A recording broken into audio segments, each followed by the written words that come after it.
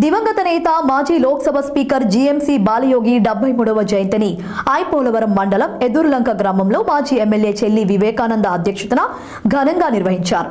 ఈ కార్యక్రమానికి ముఖ్య అతిథిగా బాలయోగి తనయుడు ఎంపీ హరీష్ మాథూర్, ముమ్మిడివరం ఎమ్మెల్యే దాట్ల బుచ్చిబాబు హాజరై బాలయోగి కాస్య విగ్రహానికి పూలమాలలు వేసి ఘన నివాళులు అర్పించారు.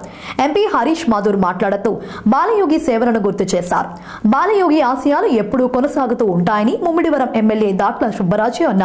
మాజీ శాసనసభ్యులు చెల్లి వివేకానంద మరి కార్యక్రమంలో పాల్పంచుకున్న జనసేన, టీడీపీ, బీజేపీ నాయకులకు, కార్యకర్తలకు, పాత్రికేయులకు ఈ కార్యక్రమంలో పాల్పంచిన ప్రతి ఒక్కరికి కూడా పేరు పేరున హృదయపూర్వక నమస్కారం.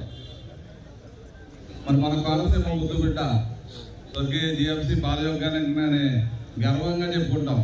మన నియోజకవర్గం పేరు కూడా బాలయోగి గారి నియోజకవర్గం చెప్తా అడిగిన, ఎందుకంటే ఆయన టైంలో తెలుగుదేశం ప్రభుత్వ హయాంలోనే ఈ కోనసీమ అంతా అభివృద్ధి అయింది, మన నియోజకవర్గం అభివృద్ధి అయింది. మరి ఆయన పాటలోనే మీ అందరూ కూడా పెద్ద ఎత్తున మన హరీష్ గారిని అత్యధిక మెజార్టీతో పార్లమెంట్కి పంపారు.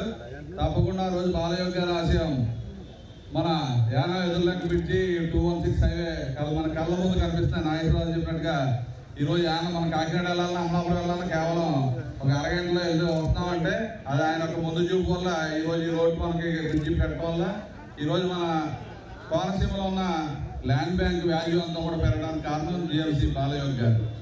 మరి అదేవిధంగా ఆయన ఒక ఆశయం మరి కోనసీమ రైల్వేలో కోత పోయించాలని చెప్పి ఆయన ఆశయం.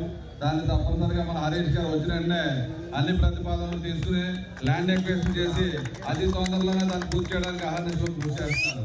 మరి అదే కాకుండా మన ఐపోలవరం మండలానికి వచ్చినప్పటికీ ఐపోలవరం మండలం చుట్టూ మన ఏటికట్టు 40 కిలోమీటర్ల ఏటికట్టుని రింగ్ రోడ్డుకి వేసింది బాలయోగి గారు.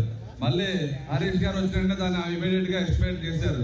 360 కోట్లతో ఈ ఏదైతే ఐలాండ్ పోలవరం ఉందో, ఎందుకంటే ఐలాండ్ పోలవరం అంటే చుట్టూ గోదావరి, ఎప్పుడైనా విపత్తు వస్తే మొత్తం గోదావరిలో మునిగిపోయే పరిస్థితి ఉంది. కాబట్టి దీన్ని ఈ ఏటిగట్టుని ఇంకా ప్రతిష్టం చేసి ఒక టూరిజం హబ్ గా చేయాలని చెప్పి దాని ప్రతిపాదనలు కూడా కేంద్ర ప్రభుత్వం దృష్టికి తీసుకెళ్తున్నారు.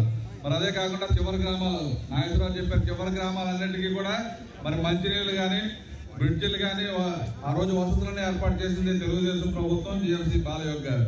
మరి ఏదైతే పల్లం, బొలిసిప్ప, కొత్తపాలెం, మొల్లెడుమొగ, భైరవపాలెం బ్రిడ్జిలు ఉన్నాయో అన్ని కూడా ఏదైనా ఫైర్ యాక్సిడెంట్ అయితే అక్కడ ఇల్లులు అన్ని కాలిపోతున్నాయి తప్ప ఫైర్ ఇంజిన్ కూడా వెళ్ళిన పరిస్థితి ఉంది. అవన్నీ కూడా వైడనింగ్ చేయాలని చెప్పి ఆ బ్రిడ్జిలన్నింటినీ కూడా ప్రతిపాదనలు మరి రాష్ట్ర ప్రభుత్వం ద్వారా కేంద్ర ప్రభుత్వాన్ని తీసుకెళ్ళడానికి ఆల్రెడీ అన్ని ప్రతిపాదనలు రెడీ చేశారు.